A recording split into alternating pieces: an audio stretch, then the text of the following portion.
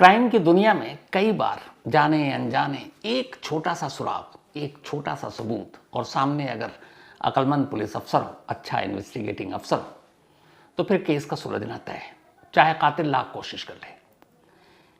आज की कहानी में कातिल ने दृश्यम स्टाइल में एक नहीं तीन तीन कत्ल करने का फैसला किया। पूरी प्लानिंग की, कई दिनों की प्लानिंग। बस एक गलती हो गई, और वो ऐसी गलती जिसे आप सुनेंगे तो आप खुद ही सोचेंगे कि ये क्या गलती थी। और कई बार ऐसा हुआ है, ये वो गलती है जो मतलब क्राइम से नहीं, नॉर्मली हम और आपसे बहुत बार हो चुकी है। ये कहानी है भावनगर की। भावनगर में एक फॉरेस्ट अफसर रहा करता था। इस फॉरेस्ट अफसर का नाम था शैलेश खामला। शैलेश खामला का साल भर पहले ही प्रमोशन हुआ और वो असिस्टेंट कंजर्वेटर ऑफ फॉरेस्ट अफसर बना। शैलेश शादीशुदा था। उसकी एक पत्नी जिनका नाम नैना बेन, उम्र 42 साल, और 2 बच्चे थे। एक बेटी 13 साल की पृथा और बेटा 9 साल का भव्य। अब चूंकि ये फॉरेस्ट अफसर थे, शैलेश में इनको सरकारी क्वार्टर मिला हुआ था, लेकिन घर जंगल के आसपास था। अब जंगल के आसपास दूर दराज के इलाके में बच्चों की पढ़ाई का भी मसला, तो उन्होंने दोनों अपने बेटा बेटी को पढ़ने के लिए सूरत भेज दिया। अब बच्चे छोटे हैं तो साथ में माँ भी हैं, यानी नैना बेन सूरत में रह रही हैं। यहाँ क्वार्टर में अकेले शैलेश खामला रह रहे हैं। अब दिवाली अभी जो बीता 27 अक्टूबर को दिवाली के मौके पर स्कूल की छुट्टी थी, तो नैना बेन अपने दोनों बच्चों को लेकर भावनगर आ गए अपने हस्बैंड शैलेश के पास कि सारा परिवार एक साथ दिवाली मनाएगा। 27 अक्टूबर को यह परिवार आता है। इसके बाद एक हफ्ता बीतता है। 5 नवंबर को यह सारा पूरा परिवार एक साथ तक घर में था, लेकिन फिर 7 नवंबर को अचानक शैलेश खामला पुलिस स्टेशन पहुंचते हैं और जाकर कहते हैं कि मेरी पत्नी नैना बेन और दोनों बच्चे, बेटा और बेटी, अचानक घर से कहीं चले गए हैं, गायब हैं, गुमशुदा है, और मुझे नहीं मालूम कहाँ गए। अब पुलिस रिपोर्ट लिखती है, एक सरकारी कर्मचारी, फॉरेस्ट अफसर और एक साथ 3 लोगों का गायब होना। अब पुलिस उसके बाद रिपोर्ट लिखने के बाद जो सबसे पहला काम होता है, आजकल के क्राइम की वजह से जो मोटिव होता है, तो वैसी अलर्ट होती है पुलिस भी। उन्हें लगता है कि कहीं कोई एक्स्ट्रा मैरिटल अफेयर, कोई इश्क का चक्कर, मोहब्बत का चक्कर तो नहीं है पति पत्नी के बीच में, पत्नी का कोई अफेयर हो या पति का हो। तो चक्कर में इन दोनों के इस अफेयर के एंगल से भी सारी तफ्तीश शुरू होती है। लेकिन फिर पुलिस को पता चलता है कि नहीं, ना शैलेश खामला का कोई अफेयर है और ना उनकी पत्नी नैना बेन का कोई अफेयर है। नैना बेन के घर वालों से भी पूछताछ होती है, वो भी कहते हैं कि नहीं, शैलेश बहुत अच्छा एक हस्बैंड है, एक पिता है। बाकी आस पड़ोस के लोगों से पूछताछ होती है, वो सभी भी यही कहते हैं। फिर शैलेश को भी बुलाया जाता पूछताछ के लिए, तो कहता है कि एक हमारा सिक्योरिटी गार्ड जो कॉलोनी में है, उसने देखा था 5 नवंबर को एक ऑटो पर उसकी पत्नी और दोनों बच्चों को जाते हुए। पुलिस ने वो भी रिपोर्ट में लिखा। इसके बाद उस सिक्योरिटी गार्ड से पूछताछ होती है कि आपने देखा था इनके परिवार को जाते हुए? कहता, साहब मैंने ऑटो पे जाते हुए तो देखा, लेकिन मुझे ये श्योर नहीं हूँ कि उसमें उनकी पत्नी थी या दोनों बच्चे थे। अब तो चूंकि पत्नी और दोनों बच्चे रहते थे सूरत में, तो इधर बहुत कम होते थे, तो ये भी था कि वो जान पहचान थी नहीं एक कॉलोनी में रहने के बावजूद। पर सिक्योरिटी गार्ड ने मना कर दिया। अब पुलिस को डाउट हुआ कि इस गार्ड ने मना किया और वो श्योर शैलेश कैसे। अब और पूछताछ शुरू हुई। मोबाइल नंबर शैलेश का अब तक पुलिस के पास था।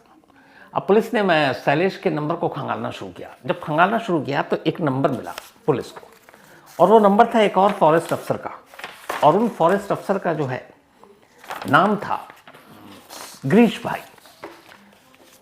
उससे कई कॉल किए गए थे 27 अक्टूबर से लेकर नवंबर फर्स्ट वीक तक। पुलिस ने अब गिरीश भाई से पूछताछ की। तब गिरीश ने बताया कि साहब 2 नवंबर को शैलेश ने उन्हें फ़ोन किया था और कहा था कि उनके पड़ोस में बहुत सारा कचरा है घर के पास में, और उन सबको दबाना है तो एक गड्ढा खोद दो बड़ा सा। तो गड्ढा खोदा गया। इसके बाद फिर 2 दिन के बाद कहा गया कि अच्छा अब इस गड्ढे को भर दो। फिर जेसीबी मशीन में आई। जब गड्ढा खोदा जा रहा था और खोदा गया, तब आस पड़ोस के लोग भी आए, बच्चे भी आते थे, तो शैलेश उन्हें भगा देता था और कहता था कि यहाँ पे सांप है, मत आओ। तो वो भी चले जाते थे। अब जब ये बात पता चली तो पुलिस की टीम पहुंचती है शैलेश के घर और देखती है कि कहाँ पर वो गड्ढा है। तो देखती है कि ऐसी जगह पर है जो बिल्कुल घर में है, और वहां बाहरी कोई आ नहीं सकता। अब यहां से पुलिस कड़ियां जोड़ती है कि परिवार का आना, उसी दौरान में गड्ढा खोदना, जो टाइमिंग है बड़ा वो इंपॉर्टेंट था, और फिर उस गड्ढे का भर देना और उस गड्ढे के भरने के साथ परिवार का गायब हो जाना। कहानी क्या है? अब पुलिस को शक होना शुरू होता है शैलेश पर, लेकिन मोटिव भी होना चाहिए। अब शैलेश का ये कि जितनी भी छानबीन की पता चला उसको कोई अफेयर नहीं, कोई एक्स्ट्रा मैरिटल अफेयर नहीं, कुछ भी नहीं। तो फिर कैसे? अब पुलिस सीसीटीवी इधर कैमरे को भी एक टीम खंगाल रही थी। तो जब सीसीटीवी कैमरे को खंगाला तो 27 अक्टूबर को जब ये परिवार आया तब तो कॉलोनी और बाहर के कुछ कैमरों में कैद था। इसके बाद आने और जाने के कई कैमरे में शॉट मिले, लेकिन 5 नवंबर से 7 नवंबर के दरमियान इनके कॉलोनी में एंटर होने के तो विजुअल थे, बाहर निकलने का परिवार का किसी का नहीं था। अब पुलिस को शक हुआ कि अगर कॉलोनी से बाहर नहीं गए तो फिर गए कहां? यहां ये है कि ये पूरा परिवार चला गया है। तब फिर पुलिस ने अब नैनाबेन के भी मोबाइल की फिर से जांच करने का फैसला किया, कॉल डिटेल और मैसेजेस। जब पुलिस ने दोबारा नैनाबेन के मोबाइल को खंगाला तो अचानक सारे मैसेज पे पहली बार भी देखा था, लेकिन कुछ मैसेजेस जो उन्होंने अपने हस्बैंड शैलेश को किया था उसको पुलिस ने चेक नहीं किया था। अब पुलिस चेक करते करते अचानक नैनाबेन के उस नंबर पर जाती है जो शैलेश का नंबर था और जिसपे बहुत सारे व्हाट्सअप मैसेज थे। जैसे ही वो व्हाट्सअप मैसेज खोलती है पुलिस तो देखती है उसमें एक मैसेज टाइप किया हुआ है, और उस मैसेज में जो कुछ लिखा है वो सेंड हुआ ही नहीं। मैसेज पड़ा हुआ है लेकिन अनसेंट है। उसकी वजह ये थी कि नैनाबेन का मोबाइल एयरप्लेन मोड पर था। अब एयरप्लेन मोड पर जब होता है तो फिर नेट होता नहीं, इंटरनेट होता नहीं, तो आपका मोबाइल काम नहीं करेगा। तो मैसेज टाइप हुआ लेकिन फ़ोन एयरप्लेन मोड पर था और मैसेज जा नहीं पाया। अब पुलिस को लगा कि ये क्या है, पुलिस को शक हुआ। अब पुलिस ने उस मैसेज को ध्यान से पढ़ा और उसी नंबर पर, यानी शैलेश के जो पिछले मैसेज थे, क्योंकि बाहर रहती थी पत्नी सूरत में, ये भावनगर में, तो उन सारे मैसेज को पढ़ना शुरू किया तो पाया कि जो अनसेंड मैसेज है उसमें और जो पहले के मैसेज नैनाबेन ने अपने पति को लिखा, उन दोनों के शब्दों में, सेंटेंस में, लैंग्वेज में बड़ा फ़र्क है। वो जनरली गुजराती में मैसेज भेजती थी और ये मैसेज गुजराती एंड इंग्लिश में मिक्स था, और जो शब्द नैनाबेन यूज़ करती थी मैसेज में उनमें से एक भी शब्द इसमें नहीं लिखा हुआ था। पुलिस को लगा कि शायद ये मैसेज टाइप नैनाबेन ने नहीं किया। इसके बाद नैनाबेन की फैमिली को भी दिखाया गया कि आप देखो ये मैसेज क्या है, इस तरह के शब्द, सेंटेंस लिखती है नैनाबेन। फैमिली ने कहा नहीं, ये उसकी लाइन तो है ही नहीं। अब पुलिस को लगा कि ये कुछ है। अब चूंकि गुमशुदगी के बाद से नैनाबेन का फ़ोन घर पे ही था, यानी शैलेश के पास, तो पुलिस को शक हुआ कि कहीं ये मैसेज खुद शैलेश ने तो नहीं छापा। अब वो मैसेज क्या था? उसमें मैसेज ये लिखा था कि मैं अपनी मर्जी से अपने बच्चों को लेकर जा रही हूँ, मुझे किसी और के साथ प्यार हो गया, मैं उसके साथ रहूँगी, मुझे ढूंढना मत, कभी लौट कर नहीं जाऊँगी, अगर ढूंढने की कोशिश की या दबाव डाला तो जान दे दूँगी। ये मैसेज था। अब पुलिस ऑलरेडी खंगाल चुकी थी नैनाबेन की हिस्ट्री, कुंडली, उसमें कहीं उसका कोई अफेयर नहीं था। अब मैसेज वो उस तरह का था नहीं जो वो लिखती थी। अब पुलिस ने दोबारा शैलेश को बुलाया और बुलाने के बाद बहुत तमीज़ से उससे पूछताछ की, और इस बार जब तमीज़ से पूछताछ की और वो मैसेज दिखाया और बोला, उस मैसेज को जब टाइप किया गया और अनसेंड था, उस दौरान के सारे मोबाइल के CDR और लोकेशन को भी पुलिस ने खंगाला तो पता चला कि मोबाइल लगातार एक ही लोकेशन पर दोनों है, शैलेश का भी और नैनाबेन का भी। तो इसका मतलब ये था कि मैसेज शैलेश ने ही टाइप किया। इसी बिना पर, शक के आधार पर, सीसीटीवी कैमरे से घर से वो निकलते हुए दिखाई नहीं दिए। अब जब अच्छे से खातिरदारी हुई तो फिर शैलेश ने बोलना शुरू किया। इसके बाद जब शैलेश ने बोलना शुरू किया तो फिर पुलिस के पास एक ही रास्ता था, शैलेश के बताए हुए पते पर जाना। शैलेश ने पुलिस से कहा मेरे घर चलिए। अब पुलिस की एक पूरी टीम शैलेश के घर पहुंचती है। घर पहुंचने के बाद शैलेश अपने घर के पीछे उसी गड्ढे की तरफ इशारा करता है। मजदूर बुलाए जाते हैं, गड्ढा खोदा जाता है। उसी घर में उसी घर के 3 लोगों की लाशें दफन थी। लाशें नैनाबेन, शैलेश की वाइफ, लाश पृथा 13 साल की उसकी बेटी, और लाश भव्य 9 साल का उसका बेटा। लगभग लाश बुरी तरह सड़ चुकी थी। पुलिस उसको पोस्टमार्टम के लिए भेजती है और अब शैलेश पूरी कहानी सुनाता है। शैलेश और नैनाबेन के बीच में लड़ाई इस बात पर थी कि नैनाबेन अपने पति के साथ रहना चाहती थी। वो कहती थी कि हम छोटी सी ज़िंदगी है, एक ही थोड़ी दूरी पर मैं अलग बच्चों के साथ, तुम यहाँ अकेले, तो एक साथ रहते हैं, एक काम करो, बच्चों को यहीं पढ़ा लेते हैं आसपास में भावनगर के, सूरत से लौट आते हैं। लेकिन शैलेश बार बार कहता नहीं, बच्चों का करियर का सवाल है, उनको वहीं पढ़ाओ, अच्छे स्कूल है। और नैनाबेन का ये था कि हमें साथ रहना चाहिए। इसको लेके अक्सर झगड़ा होता। दिवाली की छुट्टी थी, नैनाबेन घर आई, इस बात पर लेकर फिर से तकरार शुरू हो गई। तकरार डेली होती, लेकिन फिर बात बन जाती।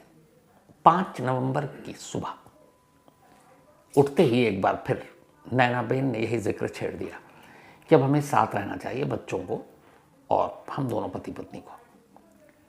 फिर शैलेश भड़का और इस बार इतनी ज़्यादा बहस हुई और लड़ाई हुई कि गुस्से में शैलेश ने तकिया उठाया और अपनी बीवी नैनाबेन के मुंह पर तब तक दाब कर रखा जब तक कि उसकी सांसें उखड़ नहीं गई। नैनाबेन की मौत के बाद उसके ऊपर खून सवार था।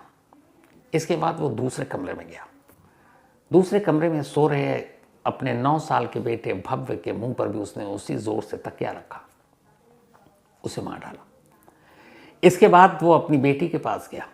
बेटी के मुंह पर भी वही उसका तकिया रखा और तब तक दबा कर रखा जब तक कि 13 साल की उस मासूम प्रूता की सांसें उखड़ नहीं गई। 15 मिनट के वक्फे या अंतराल के अंदर उसने 3 कत्ल कर दिए अपने ही घर में, बीवी, बेटी और बेटा का। जब ये सारे कत्ल किए तब घड़ी में लगभग 7 बज रहे थे सुबह के। अब वो सोचने लगा क्या करूं, हालांकि वो सोच पहले चुका था। उसने एक गड्ढा कराया था, फिर उस गड्ढे को भरवाया था। वो अब वापस जाता है अपने घर के उसी आंगन के पास, उस गड्ढे से चूंकि ताज़ी ताज़ी मिट्टी है उसे हटाता है। हटाने के बाद एक एक कर तीनों लाशों को उसके अंदर डालता है। लाशें डालने के बाद वो उनके कपड़े भी डालता है, गद्दे भी डालता है ताकि बदबू ना आए, और फिर मिट्टी को बराबर कर देता है। ये सब करने के बाद अब सुबह के करीब 9 बज चुके थे। 9 बजे नहाता है, धोता है, दफ्तर जाता है, जंगल वापस आता है। फिर 6 तारीख को भी यही रूटीन काम करता है, नौकरी करता है। फिर 7 नवंबर की तारीख आती है। 7 नवंबर को तब वो पहली बार पुलिस के पास जाता है और कहता है मेरी बीवी और 3 बच्चे गायब, घर से चले गए, और जाकर उनकी मिसिंग की रिपोर्ट लिखाता है। लेकिन सीसीटीवी कैमरा, एक अनसेंट मैसेज, प्लेन मोड पर फ़ोन, और यहीं उससे गलती हुई। उसने जो मैसेज टाइप किया उसने सेंड कर दिया, लेकिन वो सेंड हुआ नहीं क्योंकि मोबाइल में नेटवर्क नहीं था, एयरप्लेन मोड पर था। और उसे एक अनसेंट मैसेज से पुलिस को शक हुआ और शैलेश का भांडा फूट गया, और इस तरीके से शैलेश पकड़ा गया।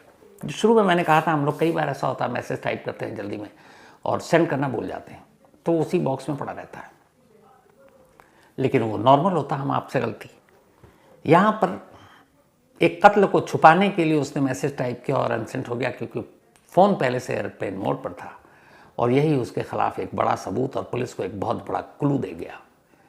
क्लू कहने को छोटा सा, लेकिन इसी क्लू के तार को पकड़कर पुलिस इस पूरे केस को, गुत्थी को सुलझा लेती है। अब इस पूरे क्राइम की कहानी में जो सबसे अजीब चीज़ है, जो सोचने पे मजबूर करती है, वो ये कि कत्ल या ऐसे क्राइम बहुत सारे अलग अलग मोटिव वजहों से होते हैं। यहाँ नैनाबेन क्या चाहती थी? सिर्फ इतना कि वो अपने पति के साथ रहे, उसके बच्चे साथ रहे, यहीं पढ़े लिखे, परिवार एक होकर रहे। क्या ये नाजायज़ उसकी ख्वाहिश या मांग थी? बिल्कुल नहीं, शायद। अब ये भी पता नहीं कि शैलेश क्यों नहीं साथ रहना चाहता था, जबकि उसका कोई अफेयर नहीं था, लेकिन वो पत्नी को और बच्चों को अपने से दूर क्यों रख रहा था? सिर्फ इसलिए कि वो बच्चों के करियर और भविष्य को लेकर वाकई चिंतित था, या वजह कुछ और थी? खुलासा अभी होना बाकी है। इस बारे में आगे जांच जो भी होगी, क्योंकि अभी तफ्तीश चल रही है, लेकिन नहायत अफसोसनाक कहानी। तो इस कहानी में आज इतना ही।